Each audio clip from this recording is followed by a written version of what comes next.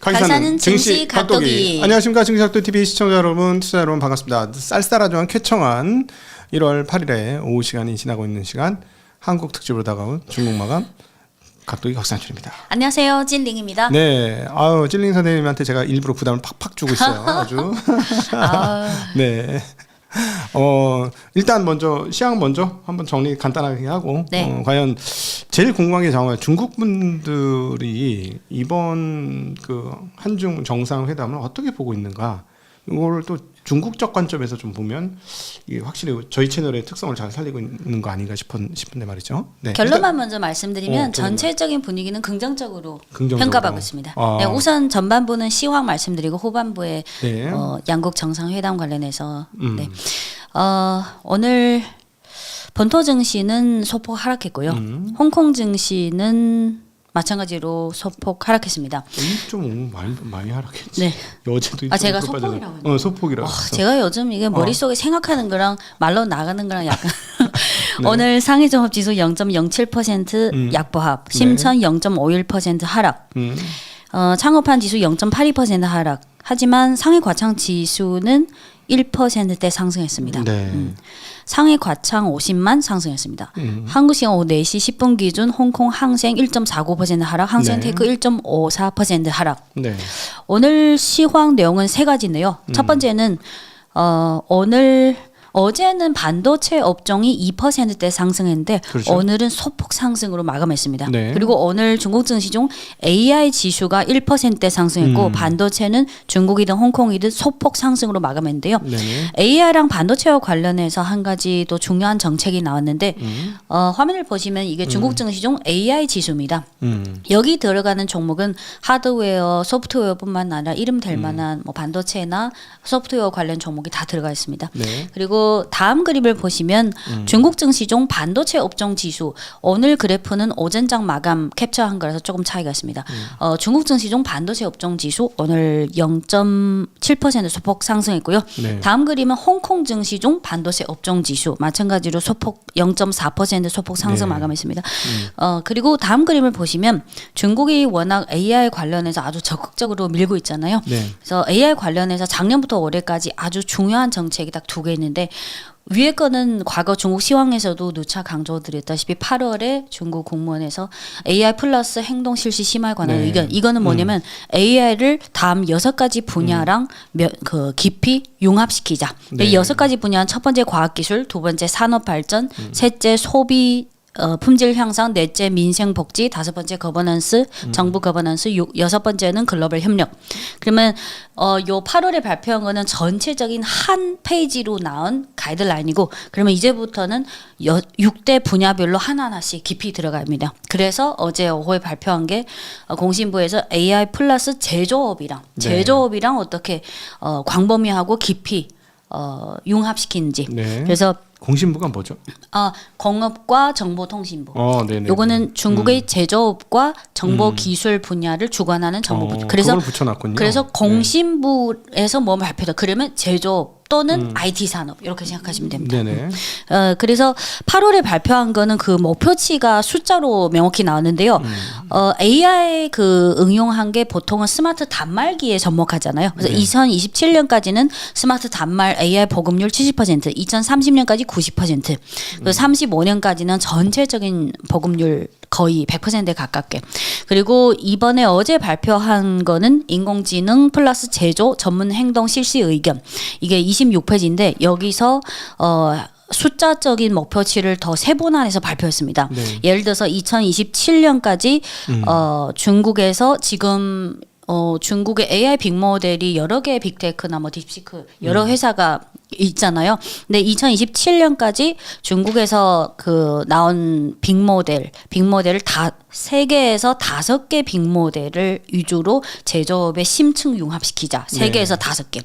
그리고 전국적으로 한 1,000개 정도 이 AI 기술을 접목하는 요 산업 분야 1,000개로 만들자. 그리고 100개 정도 데이터셋을 만들고 또 500개 정도 구체적인 응용 사례를 만들자. 그리고 2개에서 3개 정도 글로벌 영향력이 있고 생태계를 구축할 수 있는 이런 기업을 만들고 또 중국 국내뿐만 아니라 글로벌 협력까지. 그래서 이거는 8월에 나온 그 6대 분야에서 제조업이랑 어떻게 융합시키나를 좀 더 구체적으로 심도 있게 26페이지. 그래서 오늘 중국 증시중 AI 지수가 1% 상승했고 반도체는 어제 급등했으니까 오늘은 조금 소폭 상승했습니다. 네네. 두 번째 내용은 어제 오후에 정부에서 배터리 산업 좌담회를 열었습니다. 네. 그래서 화면을 보시면 우선 배터리 대표주의 오늘 흐름을 보시면 CATL 심천 종목 0.4% 하락. 오늘은 배터리 하락. 전체적으로 하락했습니다. 네. 네, CATL 심슨 종목 0.4% 하락, CATL 홍콩 종목 1%대 하락,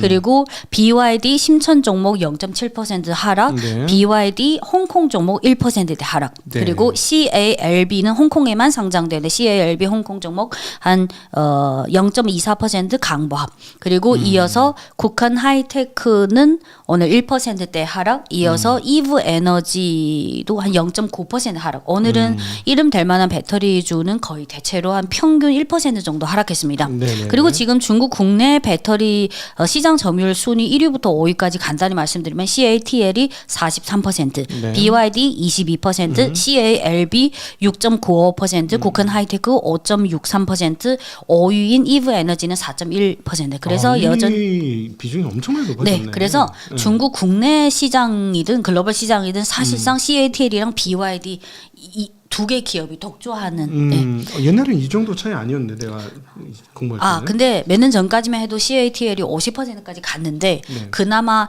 BYD 그리고 CALB 국한 그렇지. 하이 조금 비슷비슷했죠. 분산됐어요. 네, 예. 비슷비슷했었는데. 그래서 CATL 한 40%대 요거는 거의 어느 정도 한계에 달했다고 생각해요. 예. 네. 그리고 어제 배터리 산업 관련해서 어떤 좌담회가 열렸냐면 공신부 거의 제조업이랑 관련된 건 다 공신부예요. 네네. 공신부 등 4개 부처에서 배터리 및 ESS 전기차 배터리 및 ESS 산업 배터리 산업 좌담회 여기서 두 가지를 강조했는데요. 첫 번째는 CATL을 비롯해서 2024년부터도 중국의 이름 될 만한 배터리 업체들이 계속해서 생산 능력 확장을 하고 있습니다. 그러면 좀 정부 차원에서 생산 확장해서 글로벌 시장 점유율 확장해 가는 거는 좋은데 너무 과도하게 확장하는 건 자제하라. 공급 강이죠. 네. 두 번째는 가격과 관련해서는 사실상 지금 배터리 경쟁이라고 하면 중국 기업이 중국 기업이랑 경쟁합니다. 그렇죠. 그래서 경쟁하는 과정에서 가격적으로 약간 좀 과당 경쟁 그게 또 있을 수 있다.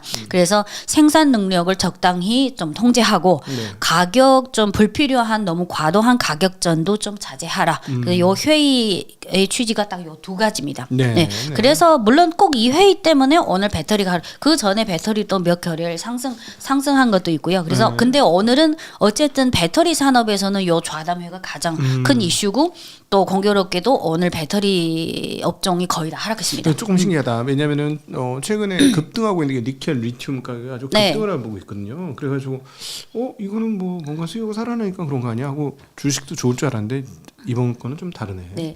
그리고 작년에도 중국이 전통 산업 중에서도 철강이나 시멘트 신규 생산 확장하지 말라. 그 태양광도 겨우겨우 과당 경쟁 억제 정책을 해서 극소수 태양광 업체만 적자에서 흑자로 전하는 사례. 그래서 이제부터는 좀 불합리적인 과당 경쟁은 정부 차원에서 계속해서 좀 적당히 관리하는 그런 기조가 계속될 겁니다. 네. 그리고 세 번째는 오늘 홍콩 증시가 1%대 하락했잖아요. 네. 그래서 홍콩 항생이든 항생 테크 지수에 들어가는 시총이 큰 업종 중에서 대체로 전자상거래 대기업, 빅테크 대기업, 그리고 자동차 대기업이 거의 다 하락했습니다. 네. 근데 이 전자상거래 관련해서는 아무래도 제일 큰 기업이 알리바바, 그리고 징동, 그리고 핀도도. 근데 오늘 화면을 보시면 알리바바 홍콩 종목이 한 2%대 하락했고요. 3%대 하락했고요. 많이 하락했네요. 네. 그리고 징동은 2%대 하락했고요. 그리고 알리바바란 징동은 홍콩이랑 미국의 동시상장 종목이고 3위인 핀도도만 미국에만 상장됐습니다. 그래서 전일반 핀도도 미국 종목이 1%대 하락. 그리고 전자상 관련 또는 그 음식 배달이라든지 연관 사업을 하고 있는 메이토안 오늘 4% 하락했습니다. 그래서 오늘 홍콩 증시가 1% 하락한 거는 빅테크, 전자상거래 그리고 이런 메이토안 음식 배달, 전기차 이런 큼직한 시총 시총이 큰 종목 위주로 다 하락했기 때문에 네. 홍콩이 하락했습니다. 네. 근데 어제 장 마감 후에 중국의 국가시장감독관리 총국에서 어떤 두 가지 서류를 발표했는데 첫 번째는 라이브 커머스 감독관리 방법, 두 번째는 전자상거래 플랫폼 규칙 감독관리 방법. 네. 요거는 뭐냐면 사실 한국도 가끔 그런 사례가 있는데 우리가 라이브 커머스에서 그 제품 팔 때 직원이 제품을 팔 때 약간은 소비자를 유도할 수 있는 과장. 네, 약간 그런 멘트를 쓸 수 있거나 또는 그 라이브 커머스 방송 때는 보여준 게 아주 좋은 품질의 제품인데 실제로 소비자가 받았을 때는 좀 기대치에 못 미치는 그래서 약간의 조금 불합리적인 또는 과장된 그런 마케팅 그런 게 조금 요즘 좀 늘어난 조짐이 있다. 네. 그래서 라이브 커머스 감독 관리 방법 그리고 전자상거래 플랫폼 규칙 감독 관리 방법. 근데 이게 중국 보니까 그게 조금 저 세던데. 이게 중장기적으로는 이 전자상거래든 뭐 라이브 커머스 산업의 건전한 발전을 확보하는데 좋은 정책이지만 근데 주가는 워낙 요런 네. 임시적인 단기적으로는 매출을 줄 수 있으니까. 그래서 오늘 요런 분위기 때문에 근데 또 아니 매출 어때요? 우리가 내가 가끔씩 보면 네? 중국 사람들 뻥 많이 치던데. 에이 뻥 세던데. 요즘은 어디나 뻥을 치지만 마케팅은. 근데 요즘은 라이브 커머스가 중국이 이 산업이 워낙 성숙해서 소비자들도 그거를 깐깐히 체크하고 그리고 또 어쨌든 이 전자상거래 업체에서 또 일부 범위에서 좀 불합리적인 조짐이 보인다. 그러면 정부 차원에서는 이런 관리를 강화해야죠. 네. 근데 이런 강화 조치가 나올 때마다 주가는 또 잠깐 하락할 수밖에 없고요. 제가 이제 그 알리익스프레스를 쭉 이렇게 보니까 선전할 때 보면 뭐 엄청나. 제일 심한 게 뭐냐면은 우리나라는 안 파는 품목이 있어요. 네. 그 성용품 팔거든요. 한국에도 인터넷 많이 팔고 있지 않아요? 물론 안 사봐서 잘 모르겠어. 근데 그건 막 뜨니까 보이는 거야. 뜨니까 보이는데 살려고 한 건 아니고 그래서 떠서 이렇게 봤는데 막 엄청나. 막 뭐 완전 슈퍼맨이야. 막 이렇게 되더라고. 그래서 뭐 엄청 치네. 며칠 전에 어떤 통계 자료를 봤는데 코로나 3년 그 시점을 분기점으로 해서 그리고 코로나 이후 몇 년 동안 사실 중국이든 한국이든 전체적으로 비혼주의라든지 그런 게 좀 심화되고 있잖아요. 근데 그런 분위기, 그런 추세 속에서 성인 용품이라든지 그런 그 품목별로 성장성이 분화되기 시작해요. 차별화되기 시작해요. 아니 나는 그 얘기가 아니고 마케팅 얘기를 한 건데 왜 말이 그쪽으로 넘어가? 왜 그쪽으로 넘어가? 근데 이 마케팅은 전체적으로 저는 근데 어느 나라나 마케팅은 상당히 뻥을 치죠. 항상 그림에는 막 엄청 내는데 막 귤 같은 게 그렇잖아. 엄청 먹음직스러운 게 뭐 이렇게 했는데 와보니까 뭐야 이게 사이즈가 다 다르고 뭐 어떤 거는 막 썩어 있고 막 난리도 아니고 이런 거 많잖아요. 고구마 같은 거 엄청 심해. 막 고구마 얇은 거를 시켰는데 막 이따 주먹만한 게 막 이씨 막 이러는데. 네, 저도 예전에 인터넷에서 뭐 하나 샀을 때 좀 실망한 적이 있어요. 네. 그래서 뭐 정부 차원에서 할 일은 해야 되니까. 네. 근데 어쨌든 요거 두 가지 조치 발표 때문에 오늘 빅테크나 전자상거래 업체가 2에서 3% 하락했다. 네. 자 이제 넘어가야죠. 이제 오늘 또 특집을 해야 되는데 특집할 시간이 없어. 예, 다음 그림을 보시면 1월 4일부터 7일까지 이재명 대통령이 중국 국빈 방문을 성황리에 마쳤습니다. 네.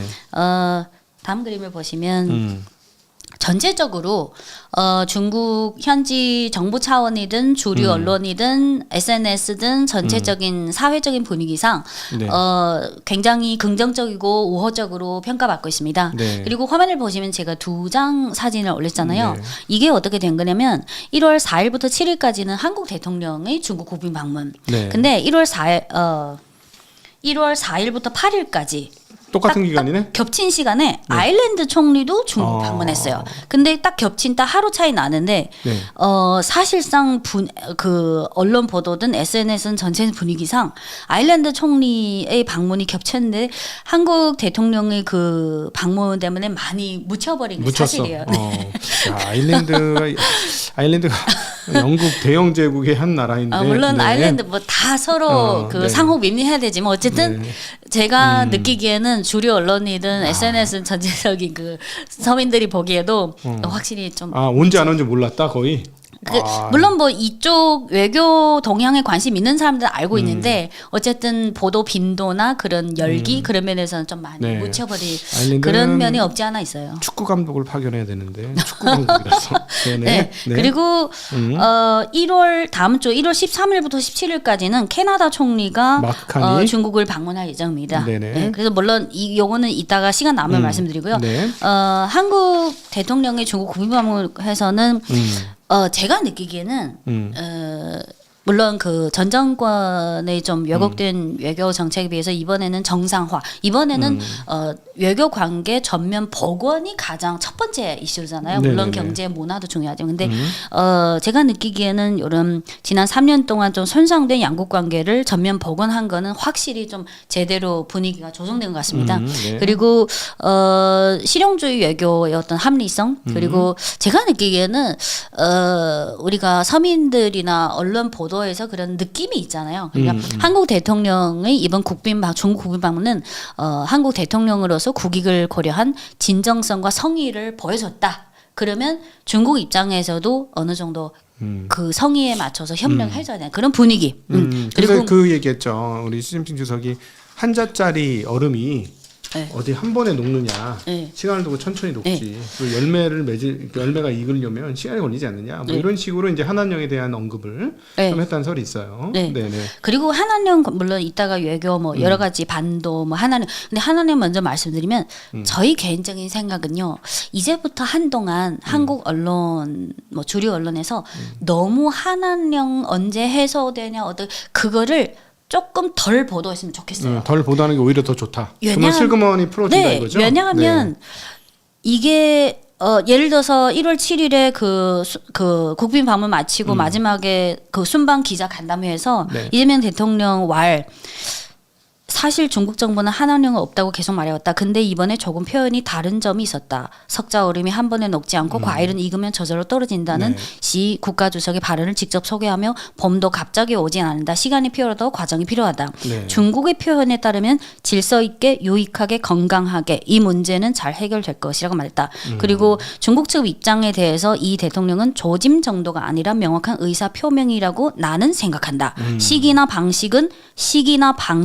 분야마다 분야마다의 컨셉트가 포함돼 분야마다 여러 가지 대상 특성에 따라 달라질 것이다. 조금씩 단계적으로 원만하게 해나가면 될 것 같다. 네. 하지만 중국의 입장도 이해해야 한다. 네. 그래서 구체적 협의가 필요할 것이다. 너무 서두르지 않고 조금씩 단계적으로 원만하게 해결하면 될 것 같다. 그래서 저는 이게 한국 언론에서 사실 물론 이게 한한령 해제 여부 이게 한국 산업에서 중요하다는 걸 알고 있어요. 하지만 중국 정부 이번에 국빈 방문도 다 이렇게 잘 해주고 그러면 때가 되면 조금씩 한 단계 풀어나가는 방향성은 이미 정해져 있어요. 그러면 정해져 있다. 이 과정에서 사실상 만약 한국 언론 쪽 언제 해 그거를 계속 그렇게 하는 것 자체가 오히려 역효과가 그냥 자연스럽게 스무스하게 하나씩 그거를 좀 중국 입장에서도 그게 좀 덜 부담스러울 것 그러니까 같아요. 왜냐면은 한한령 없다고 그동안 얘기해 왔으니까 한한령 없는 건데 뭐 없었던 거니까 슬그머니 풀면 원래 없었어. 그냥 원래 그랬어. 이렇게 이제 약간 위신을 중시하지 않아요? 그리고 우리가 언론 보도나 중국 외교부의 발표문, 이재명 대통령 그 정부의 발표문은 다 공개할 수 있는 내용이잖아요. 네네네. 사실 두 분 양국 정상회담 때 우리가 언론을 통해서 접할 수 없는 두 분이 비공개로 그 회담한 내용이 분명히 있을 건데 그래서 네. 이거를 사실 한국 입장에서 중요한 이슈일 수도 서로 약간 중국에 이런 말이 있어요. 일정한 거리나 약간 여지를 두는 게 오히려 더 아름답다. 그래서 저는 방향성은 해소 완화하기 때문에 너무 지금 시점에서 막 너무 그렇게 막 보도하는 것 자체는 오히려 좀 자제하는 게 좋을 것 같아요. 네, 그러니까는 그 우리 찐이 선생님 말을 이제 종합을 해보면 이건 흘린 거나 마찬가지인데 천천히 단계적으로 네. 한 개씩. 그리고 네. 현실적으로 저번에 저희 중국인 후배가 그 직업이 프리랜서인데 네. 한중 중한 양국의 그 연예인의 콘서트나 또는 팬미팅 또는 양국 한중 중한 양국 간의 이벤트의 전문 사회자예요. 네. 그러면 이 친구가 지금까지는 몇 년 동안 콘서트는 아직 안 되니까 네. 팬미팅 위주로 한국 유명한 연예인이 이 친구가 제일 잘하거든요. 네. 사회자. 그러면 만약 언젠가 제 후배가 이제는 약간 뭔가 자기 일거리가 더 늘어났거나 그래서 이런 개별 지표를 통해서도 알 수 있습니다. 근데 아직은 콘서트는 그래서 저는 그냥 조금 조용히 기다려 보면 좋은 소식이 있지 않을까. 제가 보기엔 딴 거 이제 그러니까 유명하지 않은 가수부터 시작해가지고 하는 거지. 중국에선 좋아하는데 한국에는 거의 알려지지 않은 가수. 예. 뭐 이런 가수부터 그리고 작은 콘서트 한 번씩 시작해갖고 그리고 이렇게 열리지. 제 생각에는 어떤 날짜 또는 이벤트를 계기로 삼아서 옛날에 뭐 한중 중한 연예인 협동 공연 뭔가 좀 형식상의 어떤 이벤트 그런 계기도 필요해요. 양국에 있어서 어떤 타이밍이나 어떤 무슨 날 네, 해가지고 네, 네. 조금 협동 공연 뭔가 그게 과정이 필요하다고 생각해요. 네. 지난번 마마 콘서트 같이 했을 때 만약에 중국 연예인들이 같이 섞여가지고 한다. 뭐 또는 이런 식으로. 옛날에 그 허우 시절, 그러니까 양국의 배우가 같이 뭐 영화를 찍거나 뭔가 이렇게 능동적으로 만들어 나가야 된다고 생각해요. 아 그러네. 옛날에 오히려 미디어가 더 부드럽고 빠르겠다. 십몇 년 전에 그 한국의 정우성이랑 중국의 까오연이란 유명한 여배우가 허우 시절 그 영화가 반응이 좋았거든요. 그래서 막 약간 뭔가 같이 뭔가 계기를 만들어. 그러면 그 계기를 빌어서 스무즈하게 자연스럽게.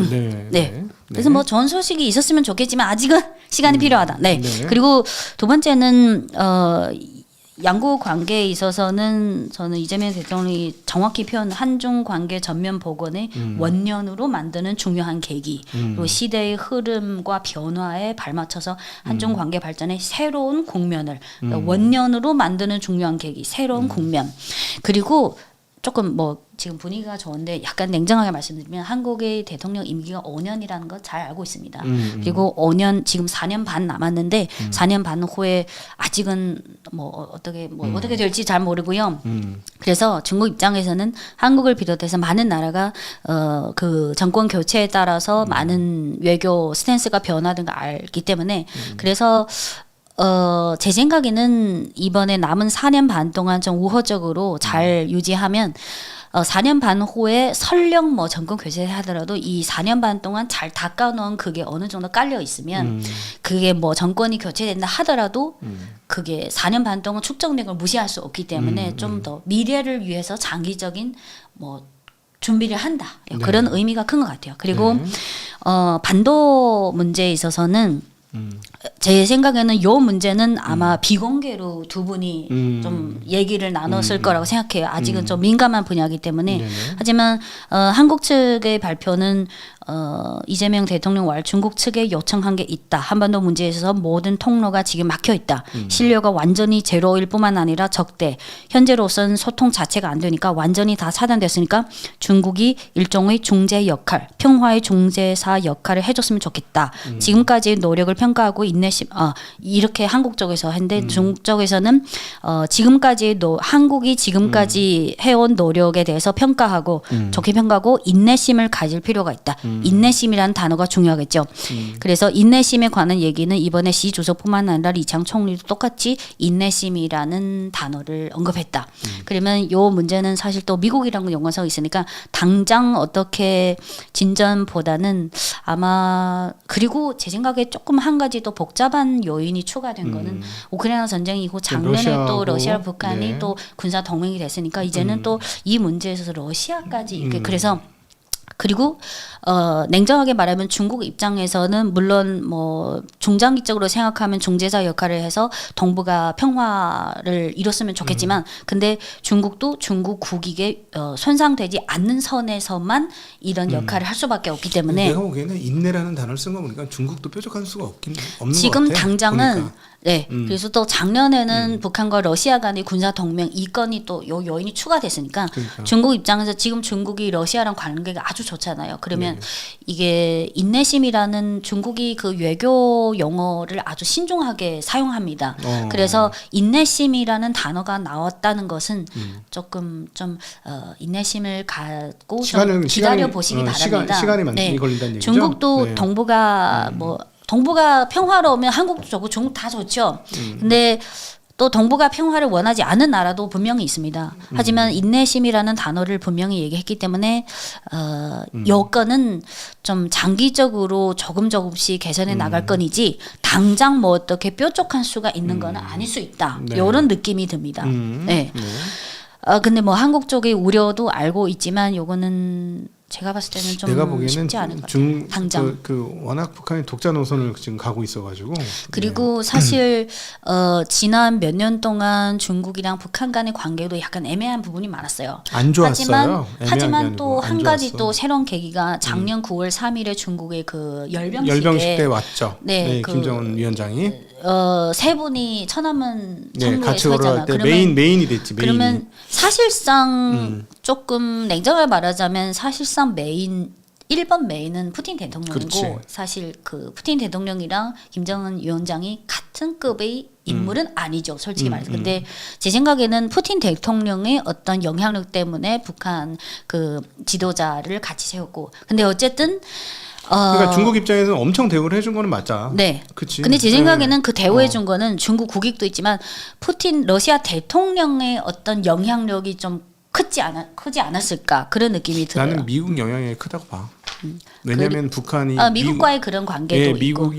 북한이 미국하고 급하게 손을 잡으면 중국이 굉장히 곤란해지기 때문에 뭔가 이렇게 그래 우리하고는 아주 우리 서로는 친한 관계야라는 거를 대외적으로 보여주는 그래서 미국한테 보여주는 거일 수도 있겠다라는 생각을 저는 했어요. 근데 그 장면을 보면서. 그것도 있고 그 제가 알기로는 사실 우리가 접할 수 있는 내용은 다 공개할 수 있는 내용이에요. 그치. 그래서 사실상 북한 지도자가 중국을 그때 방문했고 또 심지어 천안문 성로에 열병식에까지 섰다는 거는 양국 정상 간에 우리가 아직 모르는 비공개적인 어떤 대화가 오갈 수 있다. 우리가 모르고 있을 뿐이에요. 그리고 이제 군사적으로 보면은 열병식이니까 군사적으로는 뭐 세 국가가 지금 굉장히 많이 뭐랄까 밀접해져 있는 상황은 맞는 거지. 그리고 과거에 이제 중국하고 북한은 과거에 굉장히 밀접했었고 그러니까.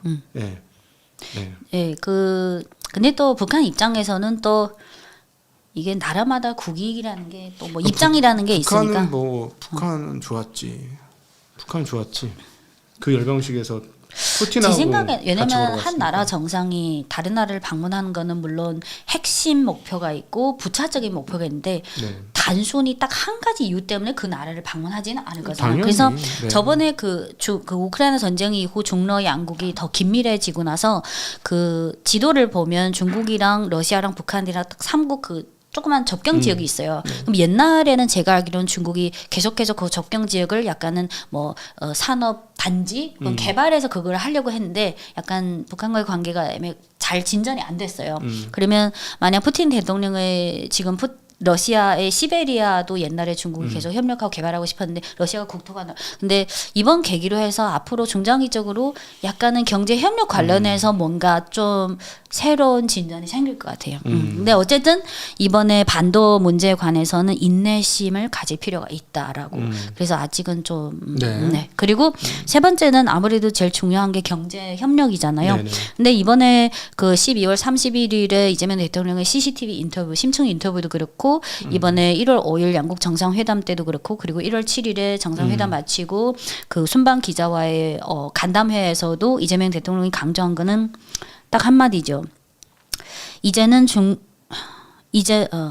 중국의 과거에는 한국의 기술과 자본, 중국의 노동력이 결합한 약간 수직적인 협력이었다면 중국이 이미 엄청난 경제 발전을 이뤘고 이제는 중국의 기술 수준이나 자본의 축적 양이 한국을 따라잡는 걸 넘어서서 추월한 단계가 됐기 때문에 양국 협력도 새로운 차원의 새로운 방식의 협력이 필요하겠다는 생각을 하고 있습니다라고 말했어요.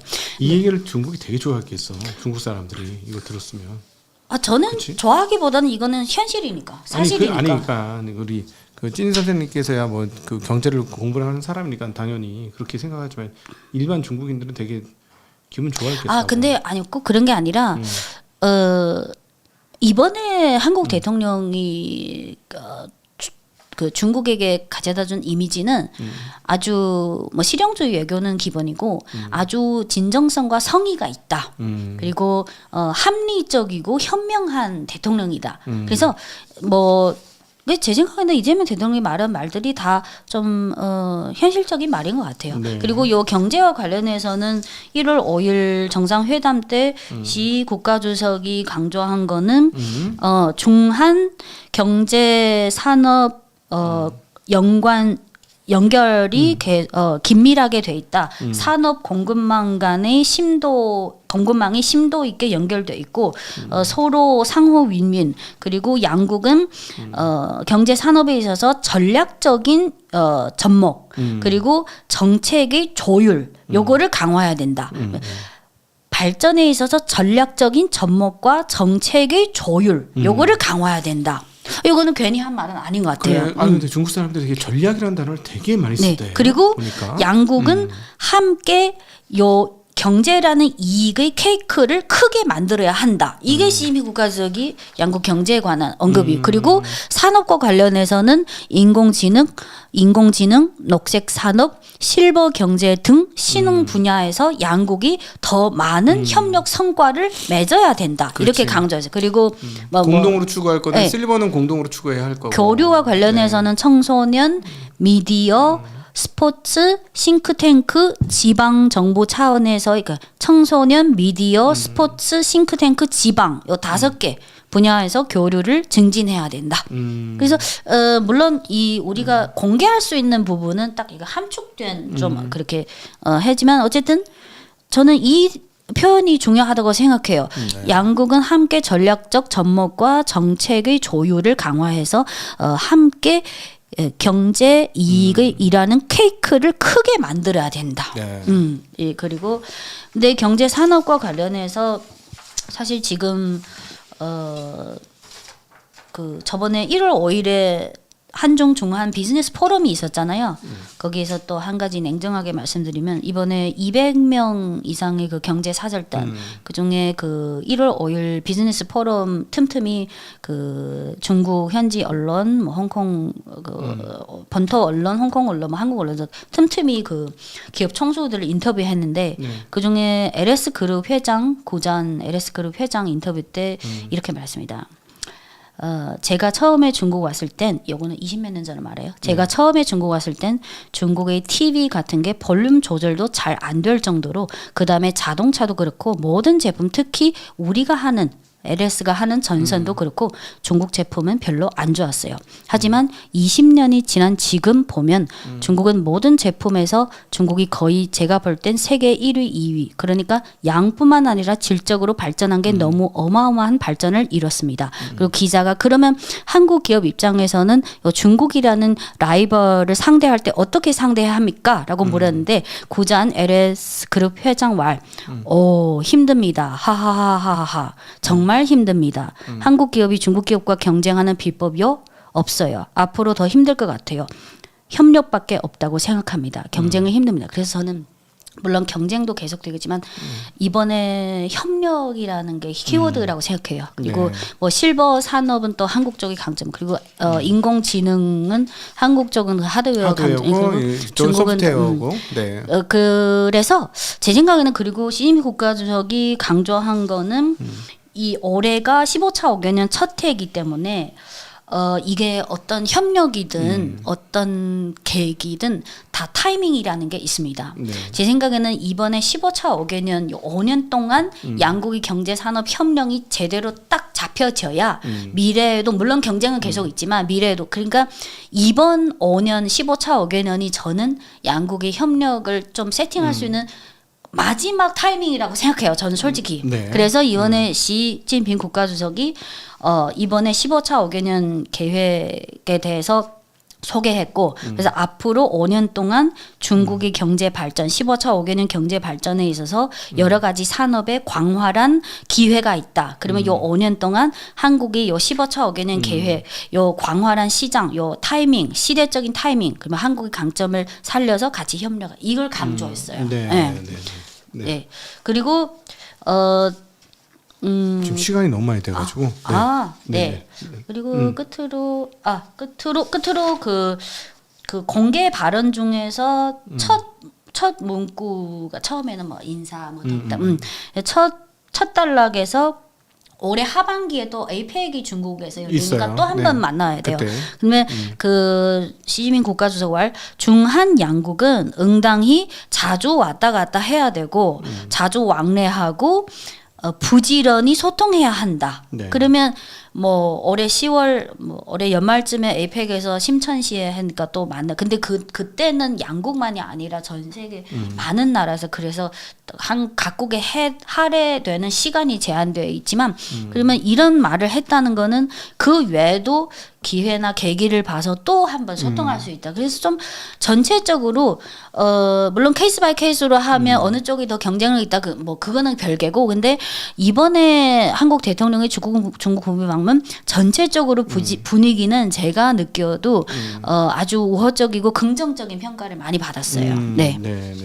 물론 그 외에는 내용이 있지만 오늘은 시간이 너무 시간상 요 정도만 하는 걸로 하고 이렇게 했던 분위기 뭐 사진은 뭐 이미 다 보셨을 테니까. 네. 끝으로 하나 이번에 체결한 MOU가 많잖아요. 네. MOU 중에 환경 기후 협력 관련 MOU가 있고 디지털 기술 협력, 교통 분야 협력, 중소기업 혁신 분야 협력 아무래도 중소기업이 실버 산업 쪽이고 그리고 산업 단지 협력 그러면 뭐 같이 뭐 건설하려고 하나 그리고 식품 안전 협력 그리고 수산물 수출입 위정을 수산물이면 이미 11월 19일부터 중국이 일본산 수산물을 100%다 금지했기 때문에 그거랑 관련이 있나 약간 상상 그리고 지식재산권 분야의 심화 협력 이번에 제가 느끼기엔 좀 현실적인 협력 분야의 MOU를 체결했다는 느낌이 듭니다. 저는 한중 그 정상회담 하는 소감은 와 미국이 진짜 관심이 없구나.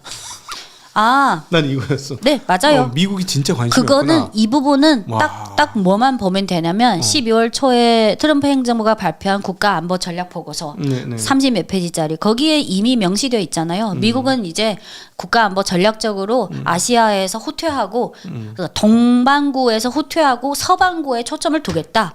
이미 다 그래서 이번에 베네수엘라도 그거를 하나하나씩 집행. 그래서 양국 협력은 우리 민간 차원에서도 계속해서 소통은 좋지만 국제적인 지정학적인 변화 그리고 한국 입장에서는 아시아 지역에서의 미국 쪽의 영향력이나 그게 후퇴하는 거는 이미 기정사실이에요. 어떤 형식으로 어떤 수위로 후퇴하는 거는 그거는 현실적인 문제고 그래서 중국 입장에서는 이번 한국 대통령이 실용주의 외교 그리고 합리적이고 현실적인 외교 센스를 취했다. 그렇게 평가하고 있어요. 하여튼 정말 관심이 없구나. 이게 저의 소감입니다. 그리고 아마 나중에 한 번 더 문제도 미국이 아예 관심이 없을 수도 관심이 있어요. 없을 것 같아. 근데 그럴수록 뭐 중국 영향을 러시아 여러 가지. 그래서 오히려 미국에서 공부하신 분들의 전략과 전망이 안 맞기 시작할 수도 있다. 이미 안 맞은 지 꽤 됐어요. 네, 그런 생각이 듭니다. 우리도 작년에 이제 북한 문제 관련해서 미국이 어떻게 개입할 건가에 대해서 굉장히 관심 많았는데 개입을 안 할 수도 있겠구나. 그래서 저는 예전에 말씀드렸는지 모르겠지만 사실 미국에 대해서 가장 연구를 제대로 하는 나라는 중국이랑 러시아예요. 네. 그리고 우리는 뭐 증시각도기 TV 중국 시황 코너를 통해서 우리는 그냥 서민인데 그래도 민간 차원에서 이렇게 이런 경제 주식 방송을 통해서 우리도 긍정적인 역할을 하고 있지 않냐. 저희가 제일 선발대가 아닌가 싶습니다. 네. 자 오늘 긴 시간 함께해 주셔서 진심으로 감사하고요. 한중 정상회담 관련해서 오늘 특집으로 한번 시간을 많이 다뤄보았습니다. 긴 시간 함께해 주셔서 진심으로 감사합니다. 인사드리겠습니다. 짜이젠. 안녕. 짜이젠.